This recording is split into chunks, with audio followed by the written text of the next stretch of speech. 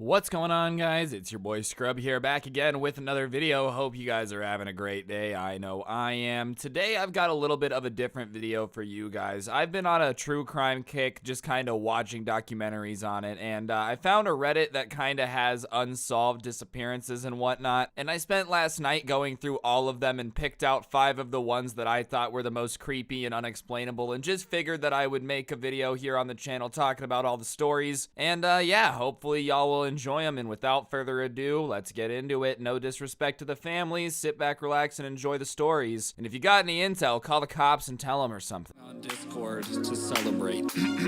It's not good. Nice racking her ass Brazilian, just turned 21, but my bank's a million. Swear I'm a little drunk, but it's a hell of a feeling. Alright, so the first story that we're going to be talking about today is the 2019 disappearance of Matthew Brancho from Idaho. Basically, this man vanished into thin air. All that they have left is his truck and his dog, and nobody has any idea where he is. Matthew J Brancho was a 35-year-old man from Idaho, and he was a member of a tribe up there and took quite a bit of pride in the fact that he was Native American. He had a degree from Idaho State University. You know, he had studied political science with an emphasis on federal Indian law and economics. He was a very smart, educated young man. And in fact, at the time he went missing, he was actually planning on going back to school to obtain a master's degree. He was definitely somebody that had a bright future and a good head on his shoulders. He worked for the commodities department on the reservation and had worked for a couple other departments there as well. And everything was going pretty okay. And then all of a sudden, he quits his job that he apparently liked 2 days before he goes missing. Nobody really knows why. Obviously, they've never been able to get to the bottom of it, but all they know is that 2 days before he vanishes, he just quits his job. He had a dog, a dachshund named Afa, who he was really close with, that lived with him, obviously. And he was really close with his mom, Cynthia. Anyways, 2 days after he quits his job on March 20th, 2019, he leaves his home with his dog in his truck and he starts driving. He didn't have a massive amount of money on him or anything. The day before he decided to leave, he took $250 out of his bank account, but it wasn't like he had emptied his life savings or anything. And the last time that anybody has seen this man is when he was getting into his truck with his dog and driving away. 2 days after he had left his house, his mother still hadn't heard from him. You know, she hadn't heard any details. She didn't know where he had been, and because they were incredibly close, she decided that it was probably time to try to find him or track him down. So she tried to find him via Find My Phone, you know, the GPS thing, and it ended up pinging off this exit in Utah. Obviously, near the Idaho-Utah border, there's a bunch of freeway exits and whatnot. But what was really weird about the exit where his phone was pinging for his location was that it was 2 hours away from Fort Hall. So his mom went to go find out and figure out what's going on. So she got in her car and ended up driving the 2 hours down there to figure it out. And when she gets there, she just finds his truck at the ramp. The truck is locked. There's no sign that anyone had broken in. And inside was his phone, his wallet, which contained all of his IDs, bank cards, driver's license. And that's it. There's no sign of the dog, and there's no sign of Matthew, you know? It's just this abandoned truck with all the valuable goods sitting inside of it. And usually if somebody's like gonna run away and start a new life and they're gonna abandon their car, they would take their wallet, they would take their stuff because, you know, they're gonna need it to start their new life. And the fact that the truck was locked with the wallet and everything else inside with no appearance of the man or the dog obviously concerned the mom. So she started driving the truck around town to try to figure out if anybody had any information on Matthew's whereabouts. And considering it was like a super small town, it didn't take her super long for her to go around and start asking all these questions. And as she's asking around this town, it's pretty evident that nobody has any clue where this guy is. And considering the population is really small, chances are somebody would have seen him or heard something. So she goes ahead and reports him as a missing person. So that all goes down on March 20th and March 21st. And on March 27th, she gets some good news. She gets a call, Cynthia, the mother of Matthew, and they tell her that they found the dog. She was located around exit 5, so 2 exits before the one where the truck was at, and she was fine, she was alive. It took everyone some attempts to catch her, and obviously once the dog was found, they were expecting maybe a little bit more better news, but no, that's the last thing that they've heard. Nobody has been heard from or seen any sign of Matthew since then. As for theories on what happens, there's a couple of them. Not all of them are happy, obviously, because when somebody goes missing, it's not a happy event. The first theory is that he took his own life and his body hasn't been found. I guess Matthew's brother Jim had told the Idaho State Journal that he had appeared depressed about recent events and that, he seemed upset about undisclosed personal issues.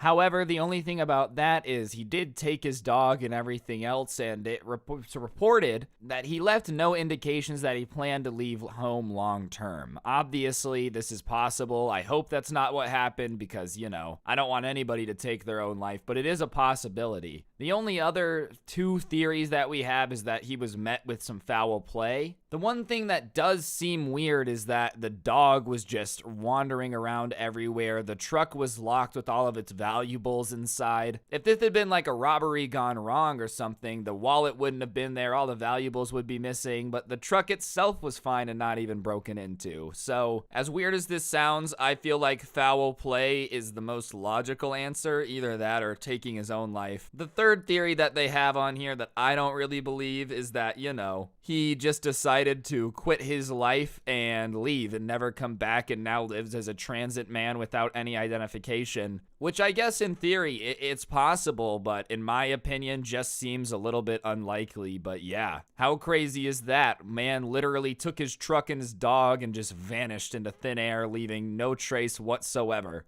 All right, that obviously is pretty wild, but the next one, for some reason, I'm surprised I hadn't heard about sooner. Basically, back in the roaring 20s, the first time around, 1928, the third richest man in the world disappeared from his private airplane in the middle of the flight. He went to the bathroom and then just vanished, and nobody has any clue what happened. And considering that it seems pretty impressive to disappear in the middle of an airplane, this one's wild. So back in the 20th century, there was this man named Alfred, and it wasn't the guy who helped out Batman. It wasn't his butler. His name was Alfred Lowenstein. I'm hoping I said that right, and he was one of the most powerful financiers in the world. He would basically act as like a broker between investors and the investing companies. He would invest a lot of money. He would allow businesses to get off the ground. He was just a very, very powerful guy. And he was actually one of the pioneers of the concept of a holding company. So a very, very wealthy man, obviously, third richest one in the world. And on July 4th, 1928, him and his employees boarded this private plane at the Croydon airport. They were supposed to just be going home, a pretty normal trip from him from the UK to Belgium. He was from Belgium, so it wasn't like it was super rare for this dude to be flying home. Everything was good, the weather was perfect, the flight was going just fine. And then at some point in the middle of the flight, this guy gets up, goes inside to the tiny bathroom compartment at the back of the cabin. There's no windows in it. It had 2 doors. And, there really wasn't a way for anyone to get off the plane other than opening the exit of the plane, which would have been crazy obvious, And at some point while he was in the bathroom, he never makes it out of the compartment. The last time anyone sees him alive is him just casually going into the bathroom on the back of his private plane and then just never coming out. After about an hour or so, one of the employees went to check on Alfred because, when someone's been pooping on a plane for an hour, you're gonna want to check on it. He goes to the compartment and he realizes it's empty, and when the third richest man in the world just vanished off a plane, obviously you want to let everybody know. So he runs over and he tells the pilot, this guy named Donald, he's like, hey man, Alfred's gone. He jumped out the bathroom. We can't find him. And so the pilot decides that he's just gonna land on this deserted beach outside of the city of Dunkirk instead of, the airport, which obviously not the best decision. Not really sure why he decided to do that. So they land on this beach and suddenly the French military comes around them and they apprehend everybody because, it's not every day you have just a random airplane landing on the middle of the beach. So they start getting questioned, and it's very quickly obvious to everyone that these employees have no clue what happened. They're convincing themselves that he must have accidentally opened the exit door and fallen. Because, how the hell did this guy manage to get out of the airplane? Nobody really had any idea, and at this point, he's still missing. Well, 15 days later, somebody finds something that kind of, puts a slightly sad ending to things. A fishing boat is just kind of doing its thing near the French coast, and it finds a body just kind of floating there. And sure enough, the body is Alfred. Somehow he had gone from the bathroom of the airplane to the middle of the ocean floating there dead. So obviously they take the body, they give it an autopsy to try to figure out how he died, and they can't really find any signs of foul play, but there is amount of alcohol in his blood, which was really weird because this Alfred guy, I guess, was like super anti-drinking, so everyone's like, huh, that's odd that there would be alcohol in his body when he fell out of an airplane. So, when the third richest guy on the planet disappears and then you find his body after he falls out of an airplane, you would think that they would, like, you know, really go in to try to figure out what happened, what could have possibly happened for this to occur. But for some reason, it appears that, you know, the entire thing was just kind of swept under the rug. An official inquiry was opened, but basically nobody was under oath, and they all decided that the death was completely accidental. Both men insisted that the exit door was easy to open and that it was possible that it was opening by accident when they were asking the mechanic and the pilot what could have happened. The only problem with this is it just didn't seem very likely. Nobody really questioned the story that the third richest man on Earth had just opened the door of an airplane and fallen to his death, because these guys just said it was easy to open. And what's really weird is that under further examination, this exit door was super not easy to open whatsoever. In fact, some other people ended up doing some tests just to see if it was possible, and they had men hurling themselves at the entry door at an altitude of 1,000 feet, and it didn't even budge. So you have the pilot and the mechanic claiming that this super rich dude somehow managed to accidentally open the door and fall to his death, and then the government, you know, having people literally go try this and not being able to get the door open. But for some reason, everybody's just like, oh, nope, it was an accident. Nope, nothing to see here. So obviously, if there's no way to accidentally get the door open, and suicide doesn't really make sense considering he was making plans for the future right before the incident, he was on his way home, and even if he wanted to open the door, he couldn't have. It means that somebody had to have pushed this guy off the plane, right? The two most obvious suspects at the time were Donald Drew and Robert Little, which is the pilot and the mechanic. And there's an author who's written about the book, and he kind of believes that they were hired to kill Alfred. Because all of a sudden, after Alfred was killed, they started to live a very lavish lifestyle, you know what I mean? Suddenly, the pilot life he was living before was nothing compared to the life he was living now. Almost as if he got a large sum of money out of nowhere after this really, really wealthy dude died on his plane. Basically, the author who wrote this book thinks that there was a faulty door kind of put on the back of the plane, and when Alfred went to the bathroom, they just kind of had to open the door, let him fall out, and then oops, look at that, what an accident. And then once he had fallen out of the plane, they could just replace the door with another one. And he says this is the reason why the pilot decided to land on the beach instead of an airport, because if they land on a beach, it's a little bit easier to replace the door without people noticing as much. As for who would have wanted to hire anybody for him to get killed, there are a couple people that people are suspicious of. One is Henry Dreyfuss. He was a business rival, and I guess he was friends with Alfred at one point. And they were in a feud, and they basically had been getting into this massive fight ever since Henry had made an expose trying to expose Lowenstein before. Dreyfuss, as a result of that fake story, was actually being sued for libel by Alfred. And, you know, him dying definitely would put a hinge in him being able to sue him, you know? The only other ones that are really possibly intentional that would want him to die are Albert Pam and Frederick Svarsey. And these were the two men in the holding company that he owned. And, you know, obviously, on the surface, partners don't benefit from one of them dying. But apparently, after International Holdings died, the owner, Alfred, died, the stock soared, and $13 million in profit appeared out of nowhere, you know? And what's really weird is that $13 million in profit that made the stock soar is the exact number of an insurance policy that was taken out on Alfred before he died. So obviously this all happened in 1928. It's unlikely we're ever going to get an answer now, but yeah, at some point somebody basically whacked the third richest man on the world by throwing him out of an airplane, and we're never going to know who. So always double check your airplane doors if you're a billionaire flying, I guess. All right, next up we have one that genuinely has me puzzled 100%.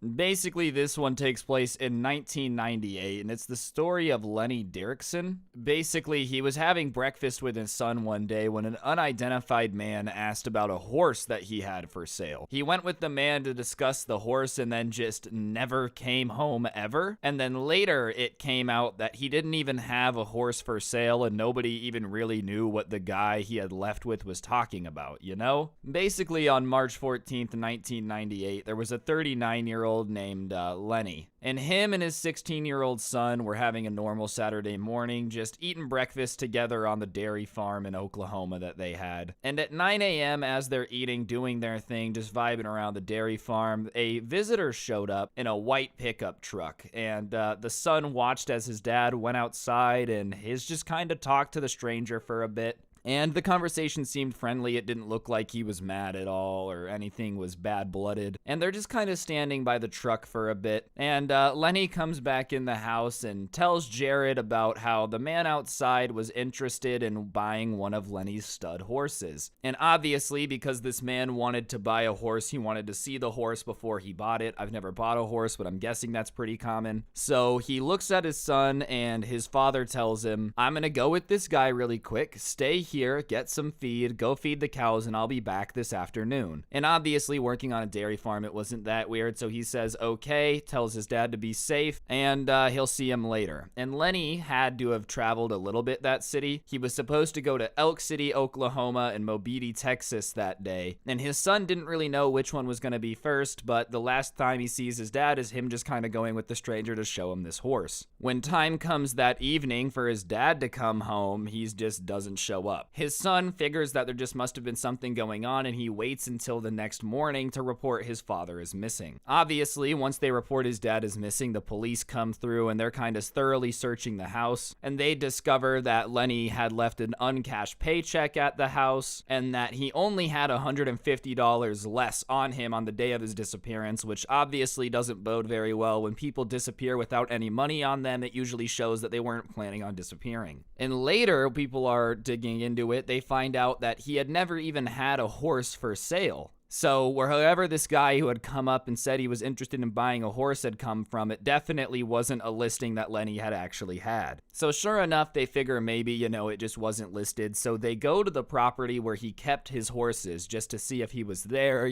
something went down there. And sure enough, they get there and there's basically no proof that he had even been there that day. Everything looks relatively undisturbed, and now the police have literally no leads onto where he is or what could have possibly happened. His entire family thinks that there's no way he ran away on his own whatsoever either. I guess around the time of his disappearance, Lenny was struggling financially and emotionally. He was in debt, he had his credit cards maxed out, and his dairy farm business had actually folded a couple months earlier because of milk prices crashing. Amongst all of that, though, his family insists that he would have never disappeared and abandoned his family because, he loved his family. His son to this day talks about how every morning him and his dad would go to work, do the chores, and do everything together, and he doesn't think that his dad would have ever just left for no reason and never come back to say anything.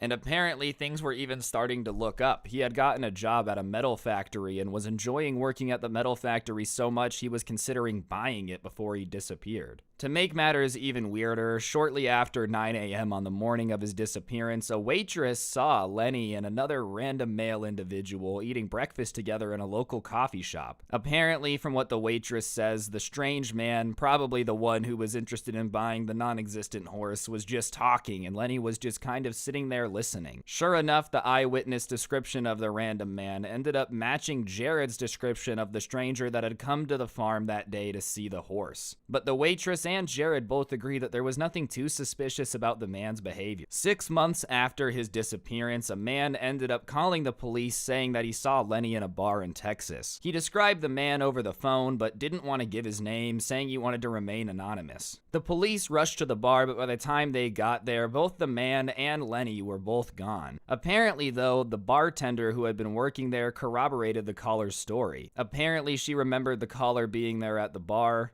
and the police say that they had no reason to disbelieve the incident. It's almost a stretch of the imagination that a guy would be dancing around the bar screaming, "It's Leonard," and not be Leonard. I believe he was in the bar at Amarillo, Texas. In the 20 years since his disappearance, it remains unsolved, and his family is still holding out for any information. Our last story of the video is one that I personally find the most creepy. In 1993, a mother and daughter returned home to find their husband and father, David Glenn Lewis, missing. However, hours later, a deceased hit-and-run victim was found 1,000 miles away. It would take 11 years before the victim would be identified as David Glenn Lewis. How did he get there? On January 31st, 1993, David Glenn Lewis's wife and 9-year-old daughter came home from a little trip in Dallas, Texas, and found that David had gone missing.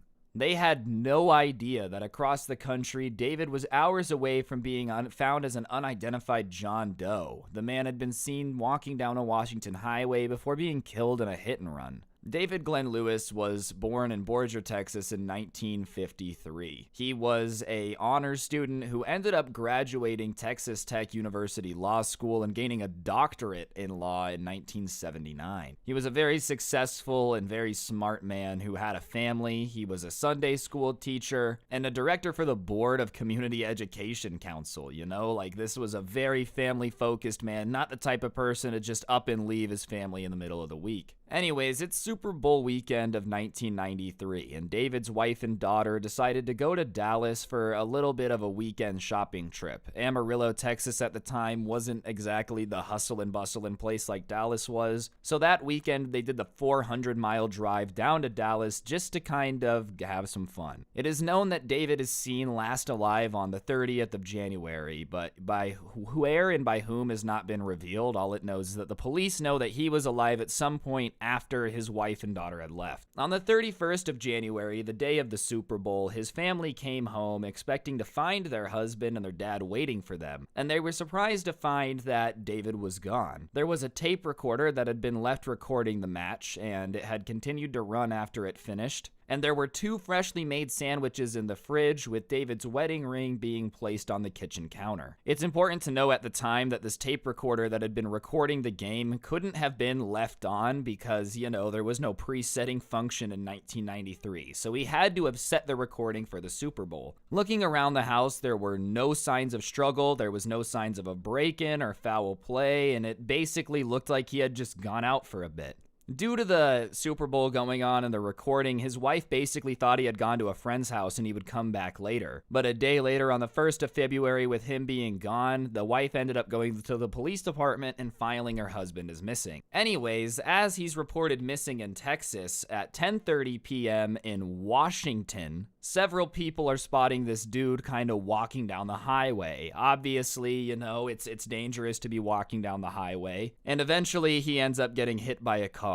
The police go to this area and they find a middle-aged man dressed in some military-style clothing. There's no drugs or alcohol in his system, and it looks like he had been hit by a hit-and-run. A Camaro had been near the scene at the time of his death, and obviously they thought it might have had something to do with it, but he didn't have any ID on him. It just looked like some random transient walking down the highway who had been getting hit by a car 1,600 miles away from where he had gone missing. Basically, back where David's from, they launched an exploration or an investigation into his death, and they start looking for his car, and they find it outside of a courts building downtown. Under the floor mat, they find his house keys, his car keys, his checkbook, his credit card, his driver's license, everything that you would think somebody would be taking when they go to run, right? Nothing personal is missing, nothing valuable is missing, which obviously doesn't really help. The only lead that they have is that sometime before he died, David had gone to his wife and said that he's in danger. He didn't want to tell his wife anything,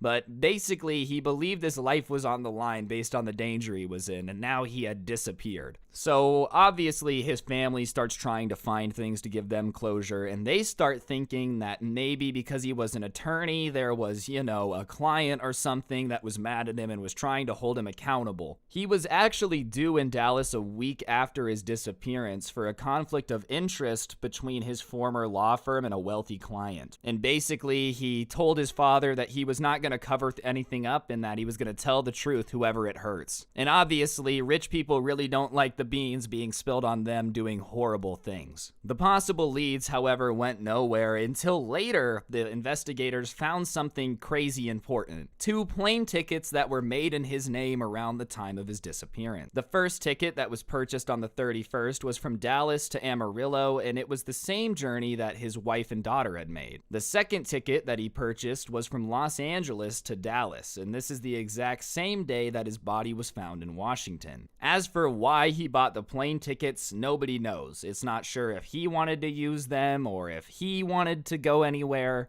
All they know is that he purchased it. But this is when things get even more confusing. So in 2003, 10 years after that man is found dead in the road walking down the street, there's this thing posted kind of talking about the body in a newspaper. So one of the people listening to this starts kind of Googling all these characteristics and starts trying to match who was missing. And within a week, the police have a breakthrough from doing this. They find a list of victims who ended up matching this guy. And one in particular, David Glenn Lewis, looked very familiar. It was strikingly similar to the guy they had found. And, they just figured that if they put glasses on him, they would actually be twins. So they go looking, and sure enough, they're able to identify through DNA connection that this guy that died 1,600 miles away and David Glenn Lewis, who had disappeared, are the same person. Somehow, he had made it 1,600 miles away from home without anybody noticing and had gotten hit and killed by a car with no identification. The fact that he thought he was in danger, said he wasn't going to cover up anything, obviously makes this pretty interesting. It's not every day somebody says they're going to get whacked and then they get whacked. It does make it kind of like a sci-fi movie. But I honestly thought that one was very interesting, even though we're probably never going to know about it, dude. I'm sure his family having closure was good for them. But yeah, that's gonna do it for the video, guys. Hopefully you enjoyed. I know this one was a little bit scarier. I just think this stuff is fascinating, not in a cool way, but in like a weird way. So I just decided to make a video talking about some of my favorites. If you enjoyed, I would appreciate you pressing the like button, letting me know in the comments section down below what you thought. If you like the intro song, a link to it will be in the description along with a link to the merch. And yeah, on that note, guys, thank you so much for watching the video. Don't get anyone pregnant. If you do, make sure they're hot, and hopefully I'll see you guys next time. I'm out. Peace.